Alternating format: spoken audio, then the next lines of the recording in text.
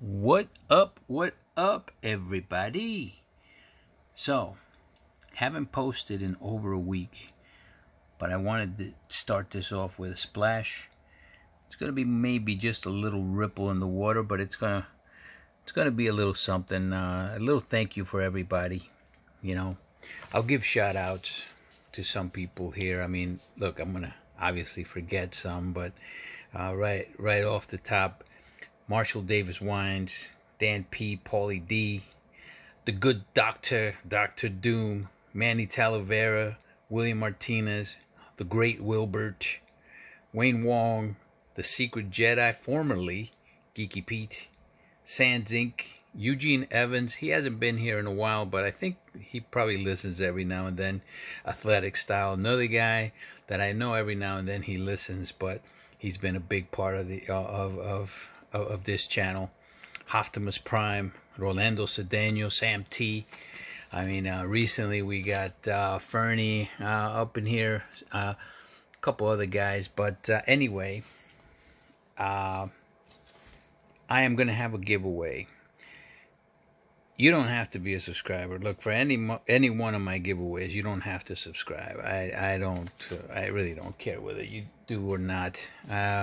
I ask questions in my giveaways, and I've only had one so far. There's going to be a few coming, and whoever listens to it, whoever wins, no matter where you're at, you are included in this giveaway and any giveaway that I give free of charge. So I will mail you the book.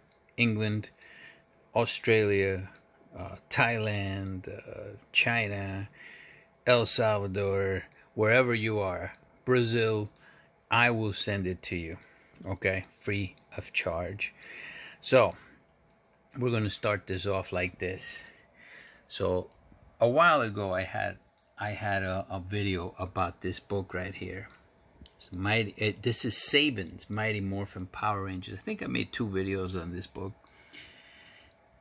And I said there, look, all we're looking for is for an influencer to come out and say something. Now, there's influencers all over the place. In YouTube, there's a bunch, right? But obviously the big channels, Comic Tom is the biggest channel out there, of course.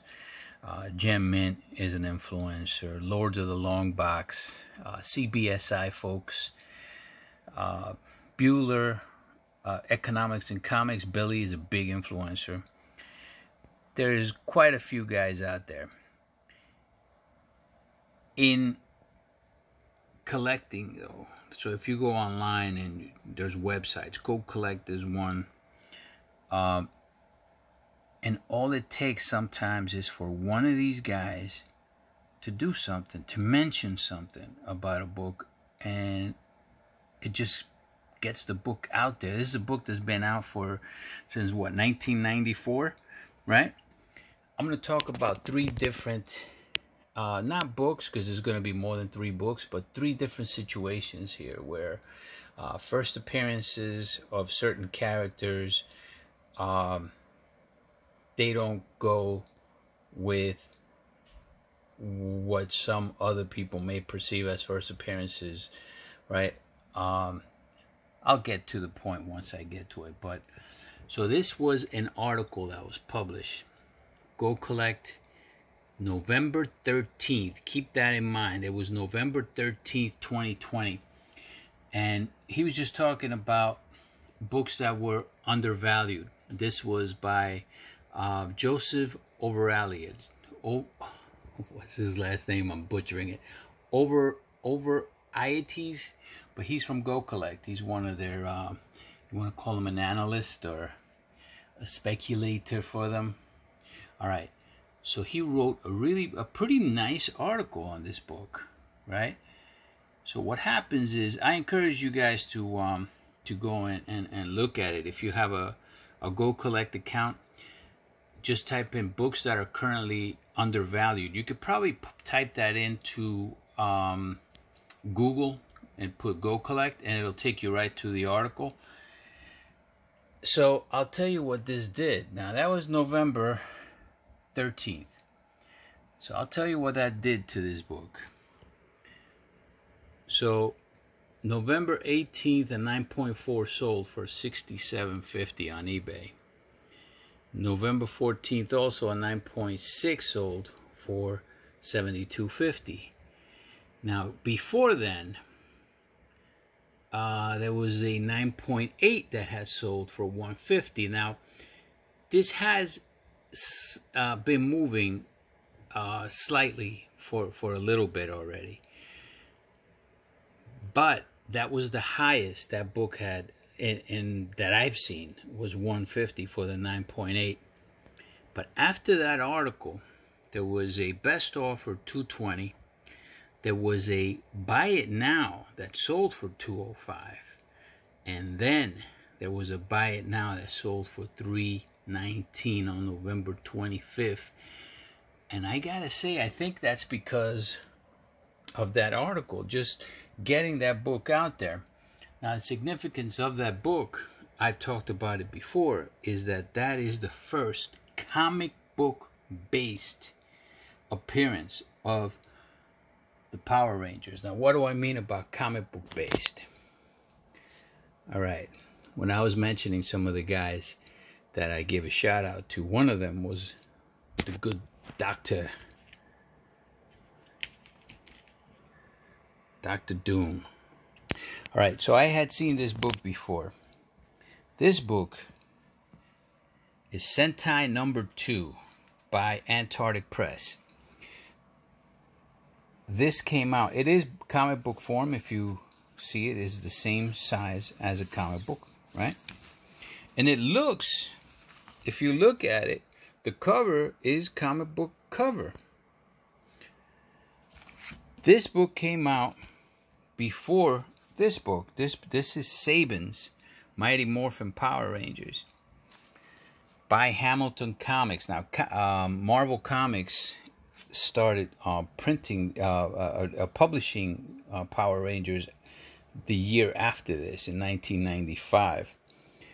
But Saban didn't get Marvel for this. He ended up getting Hamilton to publish the first comic book for Mighty Morphin Power Rangers. The reason I like this book better than this book is because this is an actual comic book. This one, I'm going to show it to you in a sec. Alright, so this is Sentai number 2. This is a comic book magazine. It's same size as a comic book. Matter of fact, if you put both of them together, see that? Same size and same width. And if you look at the front, this looks like a comic book because it's drawn. But when you open it up, and I gotta try not to damage it because this book is actually in pretty nice condition, and I'm gonna have CGC graded. Man, I don't want to bend it, but if you open it up, it's actually a promotional magazine. This has a lot of pictures, but they're actual pictures of the show, the Fox show. I think it was Fox. I'm pretty sure it was Fox, right? That had this show back then. That when the show first came out. I think the show was syndicated in 90, at the end of 93, I believe. I might be wrong on that. But this was the comic book magazine form. And as you could see, there's no comic book pages here. It's all about the cheesy show and the cheesy monsters on the show. I remember watching this stuff and going, what the hell is that, man? It's like freaking puppets. But kids loved it. Disney took advantage of it, and even Disney got into the magazine business with these guys. And they put Power Rangers in their in their parks. All right, but you get the point. This is not a comic book. After that, then they came out with this little magazine, but this is a kid's magazine. This is the size of an ash can comic book. And it actually says on it, Disney Adventures, the magazine for kids. Again, it's a magazine, and this is Disney Adventures number 6. That one came out also in April of '94. So Antarctic Press had this. Disney Adventures had that. The first comic book based. And this is why I like this one much better. This is an actual comic book. Now, I went in heavy on this. I've got quite a lot of these, much like I did with the Blue Marvel. I spec'd on this heavy, and I'm into these like between $5 and $15. For a while, these were stagnant, and they haven't really gone anywhere.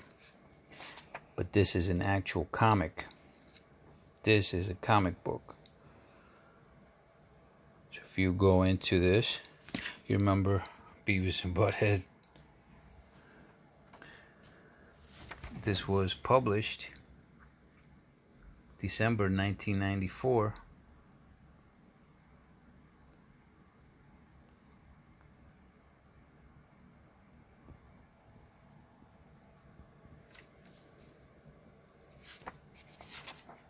And then one thing you want to look for in this is they came out with a card.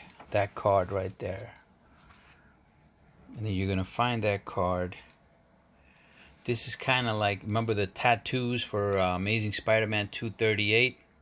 It's not a tattoo, but it's a card. And that card has to be in there for this book to be complete. But because of that card, I believe that a lot of these books, when you hold them up against the light, you see that right there? A lot of the books that I have that. So I'm going to have these books pressed. As a matter of fact, the 9.8s that I got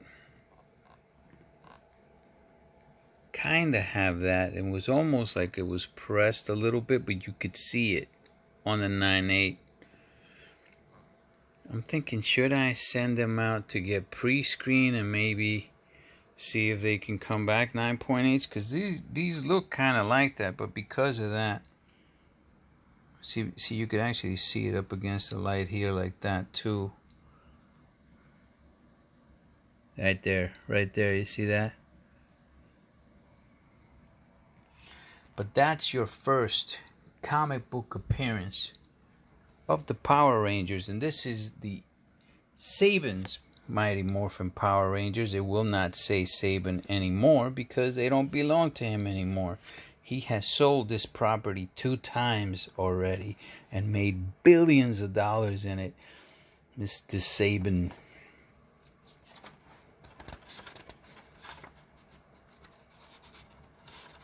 Come on. Ah. Again, I don't want to damage it, and that's why. But you see that? Now that, my dear friends, is a comic book with white pages from 1994. When we go into our Bible, again, I've shown this before as well. There's only one distributor that they're showing here. They sold this for, they sold 7,425 copies. Only one distributor in circulation for Hamilton. I am going to guess, this is, remember, this is the 90s, right in the middle of the 90s, 1994. So a lot of times these numbers are off whack. These numbers are not correct. I have to guess that there was a second distributor.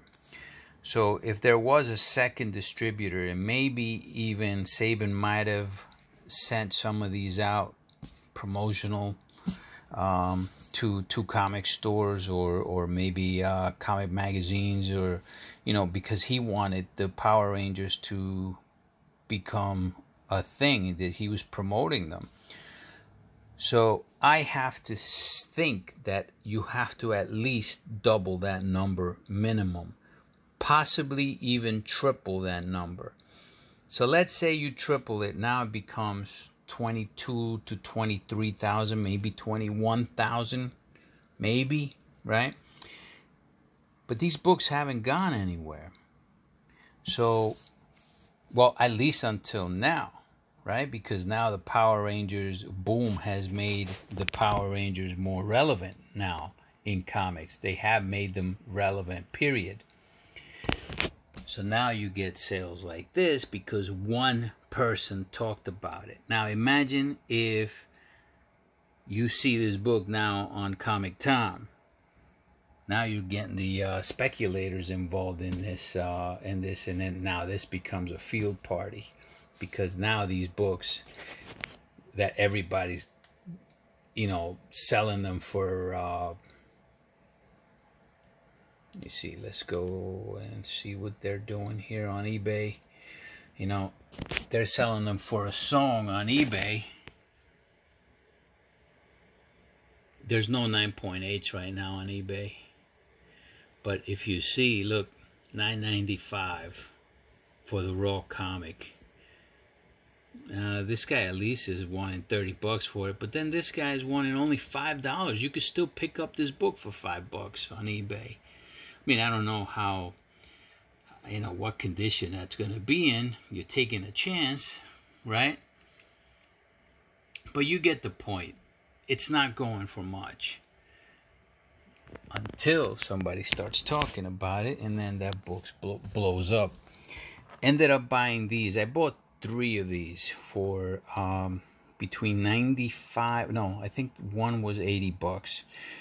The most was 105, but with shipping and everything, it comes out to like 125, and taxes maybe 130, right? Even though I got a whole bunch, I have more than 30 raws. I'm going to be sending out 25 raws to get pressed and pre-screened. Or should I just send the pre-screen? I'm gonna see what I'm gonna do. I'm not sure yet. What I do, I'm gonna give away a 9.8 of this book, which is going for $300. Last sale, $319. We're gonna give that one away because I'm expecting this book to blow up. I can't say that that's blowing up. Can't say that that's blowing up. But I'm expecting this book to really blow up. So, we're going to give away one of these 9.8s. I'll probably give this one away anyway. I'll come up with something, and then we'll put that out. Be a question of some kind, and but this will be a giveaway before the end of the year. Probably next week sometime I'm gonna give this one away to somebody. All right, keep in mind when I give something away and I mail it to you, I'm not gonna put my real address. All right, I'm gonna put a buddy's address. So, and that's only because just to respect my wife, and because that's the way, you have to negotiate.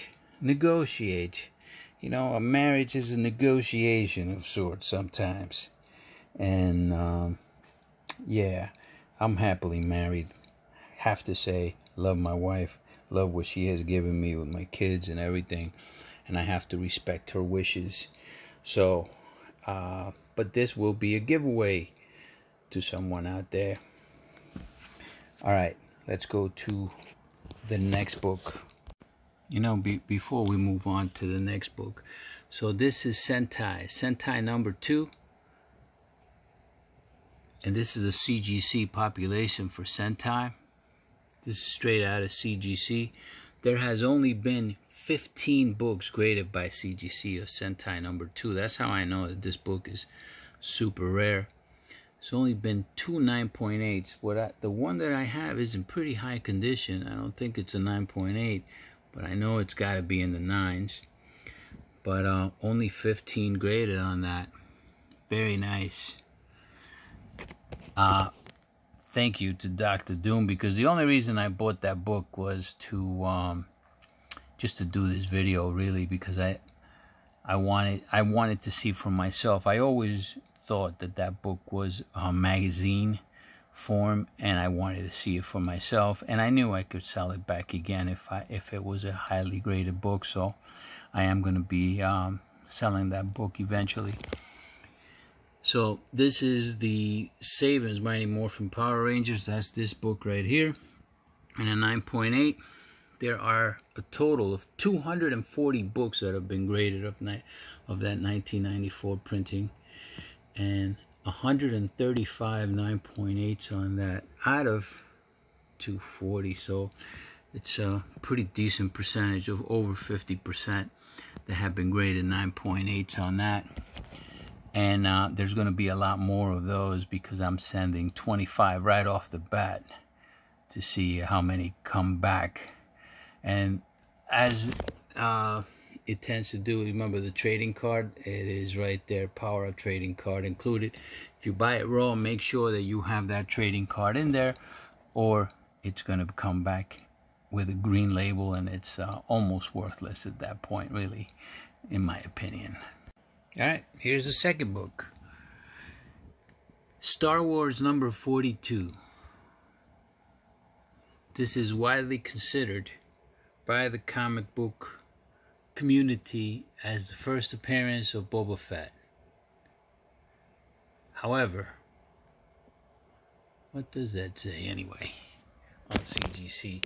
I don't own that book, either raw. Let's see what that says. Part 4 of the Empire Strikes Back movie adaptation, Star Wars British cover gallery. Oh, okay. Okay. So that's the book that the community has decided to put as Boba Fett's first appearance. And that's because it's in comic book form.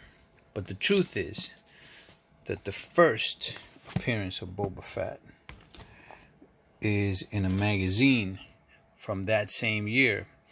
That book was printed in late 1980. Let's go back to it. 12 of 80, so December of 1980. This one came out in the spring of 1980. That's Marvel Super Special number 16. Now, it's got a nice back cover too. But the reason I think that this isn't in that level is because it's not a comic book. It is a comic book magazine. Unlike Sentai, that's an actual magazine inside. This one, let's get rid of this here for now. This one's an actual comic book. This is a comic book magazine.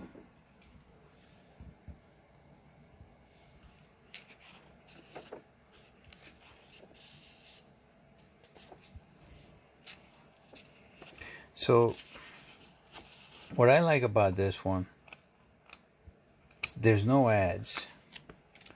It's all story. Everything is story.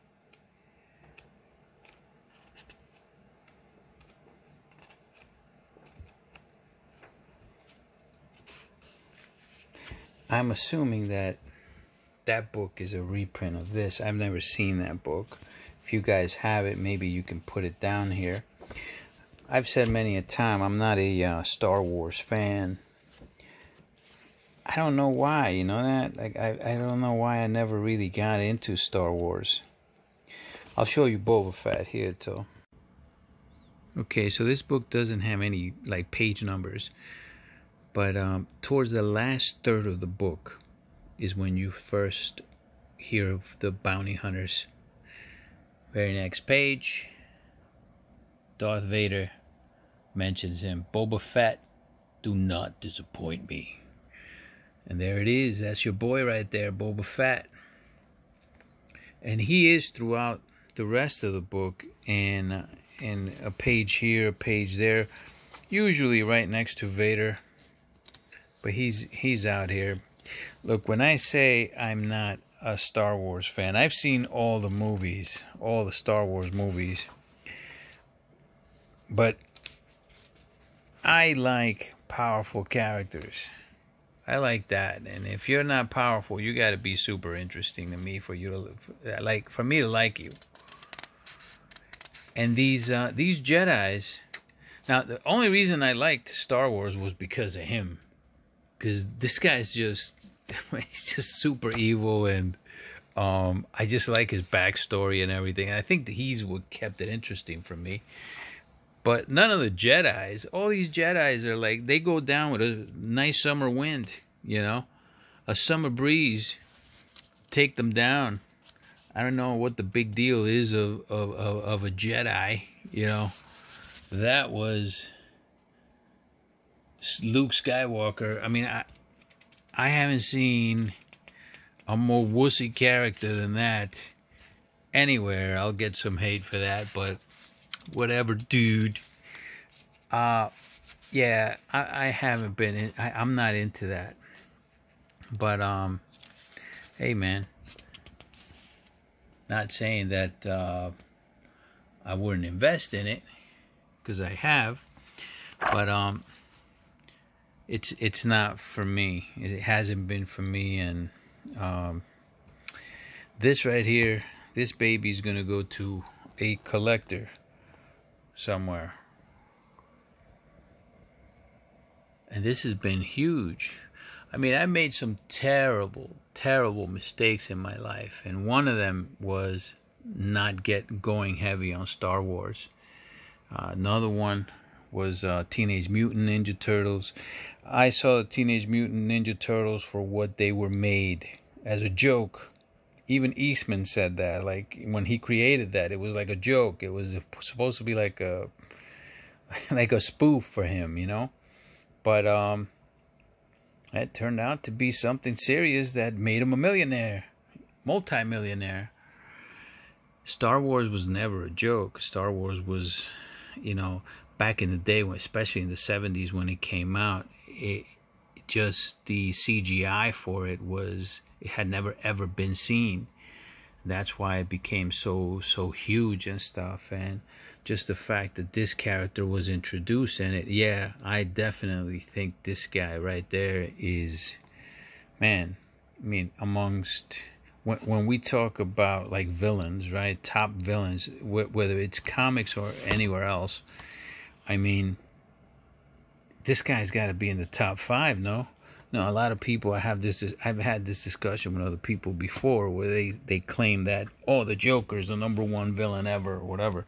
Yeah, to you, the Joker, you know, some people, they might say it's him. You know, for me, it's Thanos or Ra's al Ghul, one of the two, but probably Thanos. But yeah, I can't. How can I say somebody that says Darth Vader is the best villain ever? You can't. I can't say no, man. I can't say no. Now, what I've always thought, especially when I first found out of Darth Vader, and I was already into comics at the time anyway, was that he had a lot of similarities with Doctor Doom. You can't neglect that. I mean, his armor alone, I mean, he does kind of look like, his mask looks like Doctor Doom. I don't know if that's what was meant, but that's one of the things that I kind of liked about him, though. Whether he's a ripoff or not of Doom. But that's another character, Doctor Doom, right? How can he, if somebody says that's the #1 villain, how can you say no, that's not? Like, you can't. It's all up to you, you know. All up to you. But anyway, bottom line is, this is the first appearance of Boba Fett. And that is a comic book. Even though it's in magazine form, it is a comic book. Unlike Sentai, which is pretty much a promotional magazine. This book right there, you could still get for a song, man. They've been selling on eBay. Look at that. That's a pretty high grade book. That's a 9.0 for a book that was created in 1980. That's a 9 point, another 9.0 for 100. A 9.4 went for best offer. 250 probably went for 200. I'm assuming. 9.6 probably went for 300. It is moving up a little bit, but for a book of that type of spec, I'm gonna call it spec because for some reason it hasn't taken off like Star Wars 42.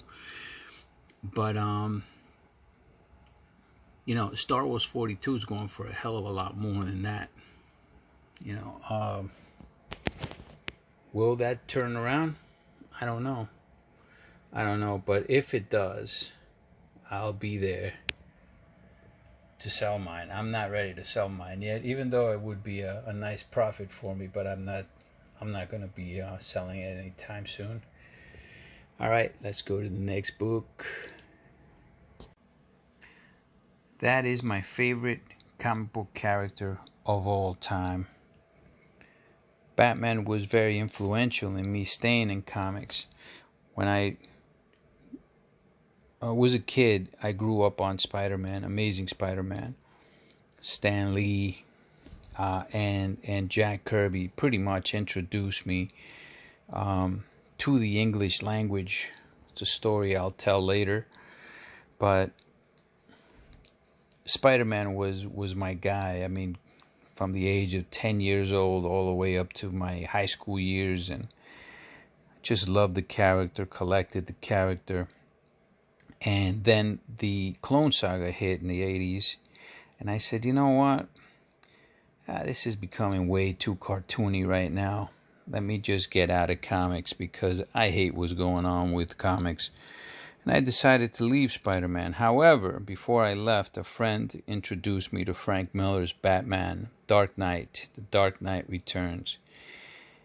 After reading The Dark Knight Returns, which I happen to think is the best comic book ever written, I started picking up other books for Batman, and I just got turned on to a totally different animal in comics that I had never even thought existed. Never even conceived about a character like that. Dennis O'Neil, his stories are just so magnificent. And Mike Barr, it's another guy that made some great stories. And this, my dear friends, if you're a Batman fan, and you haven't read this, pick it up. Go to eBay. Pick up even the soft cover of this book and read it. This is one of the greatest love stories of our time in comics. Probably the best love story I've ever read in my life, where both characters sacrifice their love for each other, for each other, really, you know. That man right there. Oh, by the way, I may curse during this little segment here. But that guy right there ruined it for me. Not Kubert, Grant Morrison. Now, he's regarded by many a newbie collector, newbie meaning like last 20 years, as being a great writer. I just happen to think he's a douchebag. I happen to think that he's even said it in interviews that, you know, it's comics. Anything can happen in comics. Well, guess what? That's not the reason why I collect comics, because anything can happen in comics. Aunt May shouldn't be able to beat Galactus, for example. Can't happen. Anything can happen. Now, you give Aunt May a vast weapon to kill Galactus. First of all, there's no weapon that she should be able to hold in order to beat Galactus. I'm just saying, like, there's certain things that, no, they should not happen. And whenever I see something like that, I just totally dismiss that writer as being bogus, or using what we call whiz, is writer-induced stupidity, which is what this guy does quite a lot in a lot of his books. All right, so why am I saying that? All right, the one thing that he did for these two books is that he reintroduced the character that we saw in this book. The reason why this book was made, it actually tells you right there what this book is. Son of the Demon, right? He named Damian Wayne. First of all, when you hear Damian, what do you think about? You think of, he is the son of the demon, right?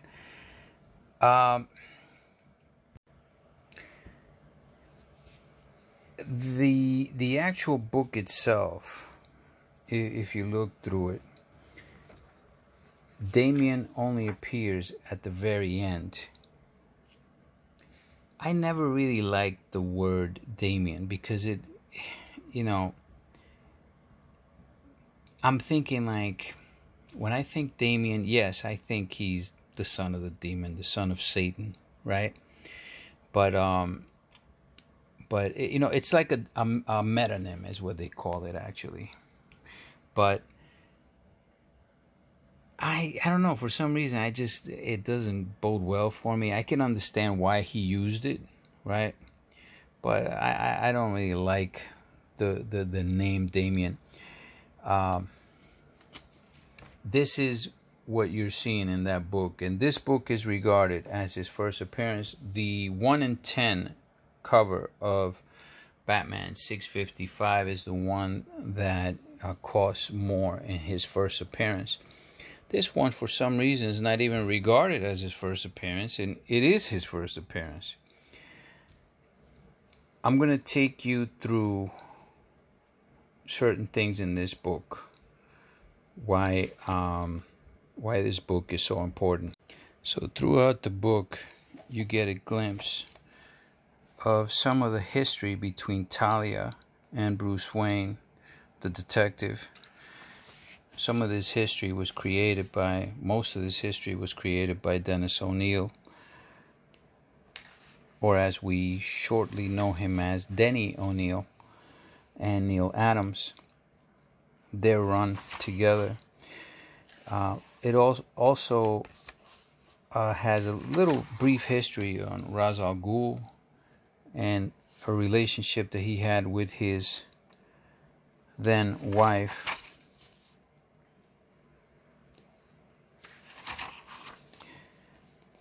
So, all right, this right here, this part is really important.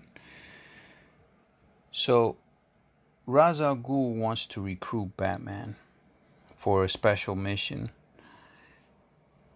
You have to read the book. I don't want to spoil it for you guys, even though I am showing you some pages. But he actually convinces Batman to marry Talia, his daughter. And in the desert, they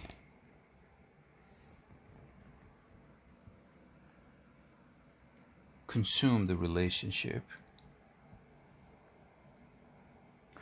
This is important because you're going to see scenes like this in these books.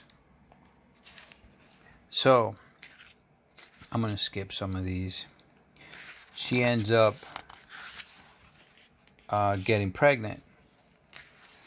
I'm going to skip. Let me skip up. She ends up getting pregnant, and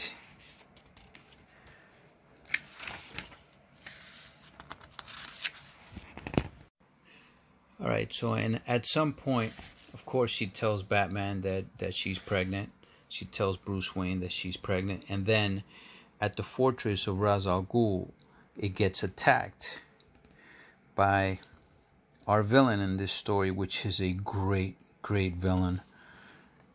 I don't think we've seen that villain after that.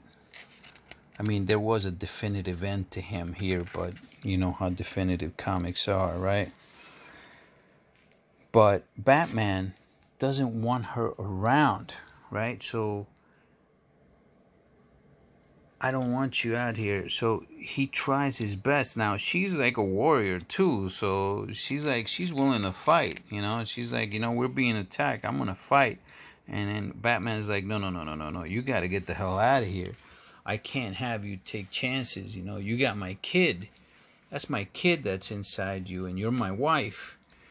You are not gonna be around here. So Talia still keeps fighting, and then Bruce just shoves her in, gets her out of harm's way, locks the door. Meanwhile, he's getting shot at, and then she's like, she's thinking to herself, like, he was almost killed. He may yet be, all because he's trying to protect me, and that's all she cares about. She has always loved the detective.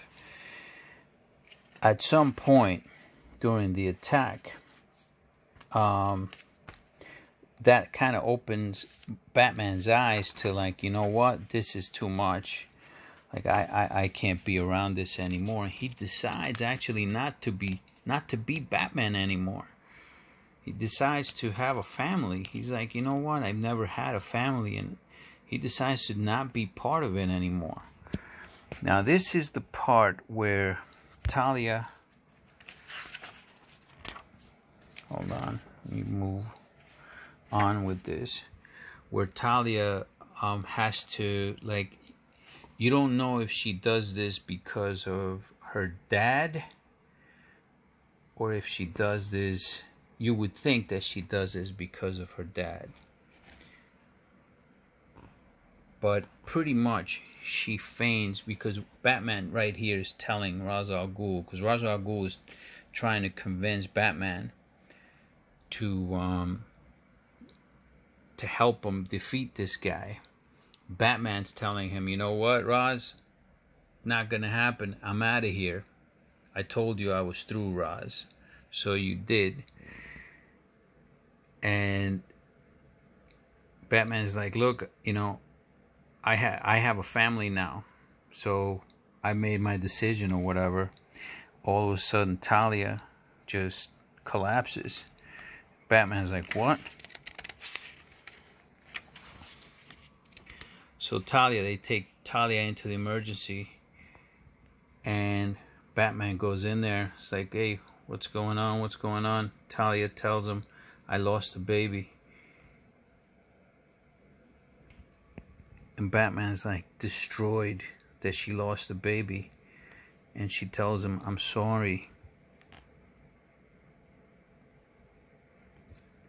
So Ra's al Ghul is about to leave to go and face this guy, Kuai-Yin. And when they're closing the bay doors, who opens them? I'm here, Ra's. Oh, he goes, okay, see, he grabs him right there. He's like, not so fast. I'm here, Ra's. I don't want any questions. I just want to find Kuai-Yin. He's like, you know, when Batman wants to find you, it's your ass. It's your ass. So anyway, I'll skip through the entire story after that. Let me just tell you, it's epic. And I'll take you to the very last page. Okay? That's Batman. He leaves. He leaves her, and they pretty much, you know, I think that Talia just didn't want him to get hurt, and he just, you know, was just he wants her to be happy, and he understands what she went through. But at the very end, you see the baby being born, and the baby gets put up for adoption. And that, my dear friends, is the very first image that you get of what we now know as Damian Wayne. That is the very last page of Batman, Son of the Demon. That's why this is called the Son of the Demon. This is the son of Batman. Now, Son of the Demon has two really double entendres. One is that Batman becomes the son of the demon because Ra's al Ghul has always been known as the demon, and by him marrying Talia, he becomes now his son as well, his son-in-law. And of course you have Damian that becomes the son of Batman, and Batman has been called a demon, has been known as a demon, has been called a demon by many of his enemies and humans that have seen him. But anyway, the one thing that this guy does do, Grant Morrison, and I just happen to think that the guy is really overrated and he's a douche, but either way, this is the first time that you see Damian as a kid, and that's what's implied as his cameo first appearance in comic books. And I do like it that in the next book, 656, you do see that night in the desert where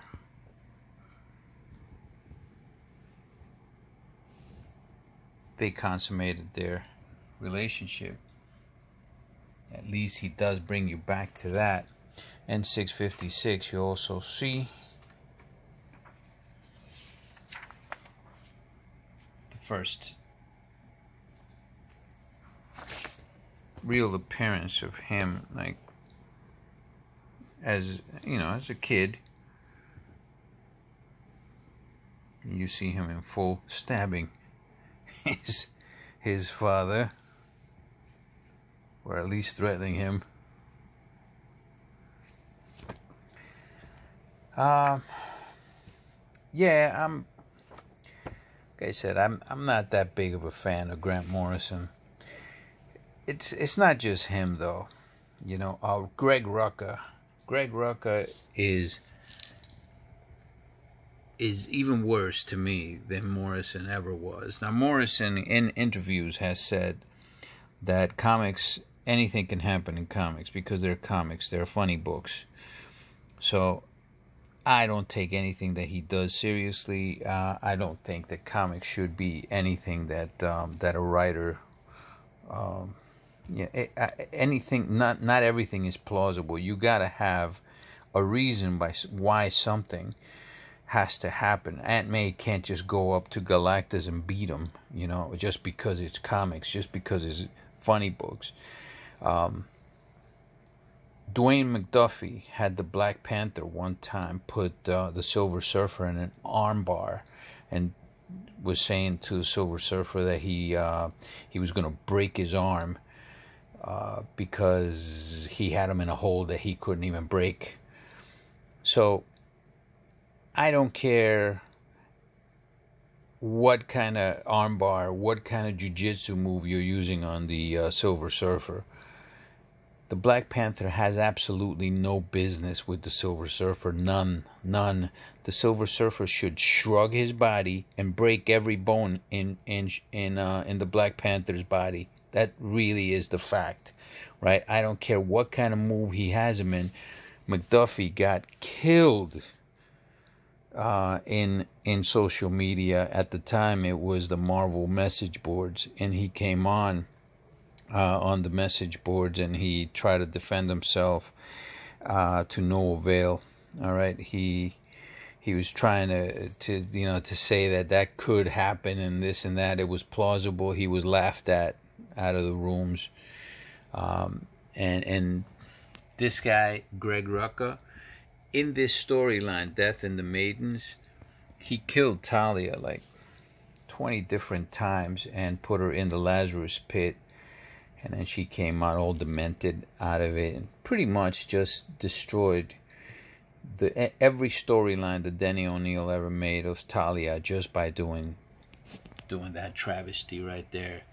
That I would burn that. I will probably burn those books one day live. Anyway, reason I'm making this is just to let you know that this book is the first appearance of Damian Wayne.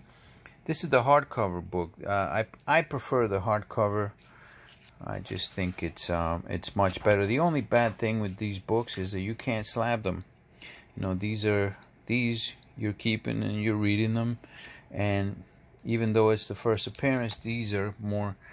They're still collectible. Collectability is always there. It's still the first appearance of Damian Wayne. But these you can slab, and that's why these are the ones that you see and CGC deems as cameo and first full appearance. I've had discussions with Nick from Key Collector Comics. Nick from Key Collector Comics says that Son of the Demon is part of Elseworld. I don't know where he gets that from, by the way, because Elseworld will say Elseworld on the books. These do not say Elseworld. And as a matter of fact, in the introduction by Mark Hamill, he actually says here,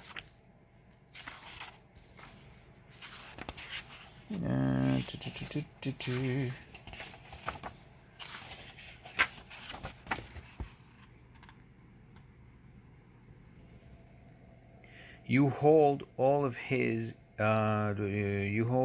this in your hands, dear reader, and more. You hold Batman, Son of the Demon, a tale destined to reverberate in the Batman mythos for years to come. Enjoy.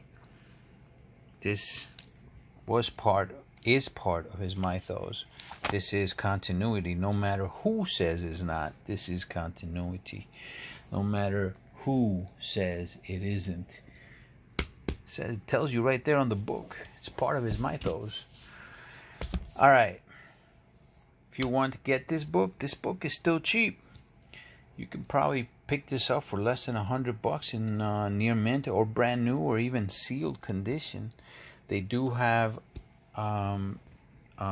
these happen to have come numbered.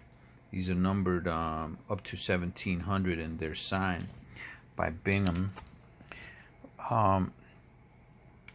But I believe they made over 10,000 of the hardcovers. They also made soft covers. But it's a must-read, really, in my opinion, for any Batman fan.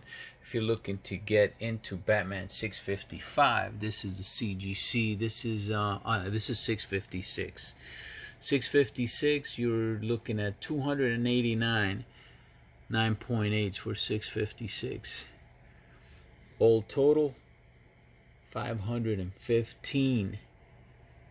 This is a book from 2006. This is the first full appearance. That's when you see him with the sword and Batman. And then this is 655, the cameo, where he appears with his mother, and that's 751 9.8. Now this one, it has 1410 graded. This one, however, has a 1 in 10 variant. The 1 in 10 variant has 344 9.8s and 887 total. And that's the one that's most coveted as far as like a value. Also, that's the one that costs the most, if you guys are interested in that. For me, you know, there's a trilogy of these. It's Batman, Son of the Demon, Birth of the Demon, and Bride of the Demon. All three are magnificent and worth picking up for any Batman fan. They really are a must, you know. So I wanted to put out these three books because they have counterparts that really first appearances happen in the counterparts but the comic book community has sought other venues, you know, to so there's multiple books for these. All right, want to reiterate, this will definitely be part of a giveaway. Hopefully this will be very much a coveted book soon. It's starting to become like that. Maybe it'll get covered even more later on, and we'll see what happens with that. But in the meantime, I will think of something and we will give this book away to somebody hopefully that will keep it, or you know, whatever you choose to do with it is your business. All right, but I will be giving this baby away. All right, guys, have a good night. Bye-bye.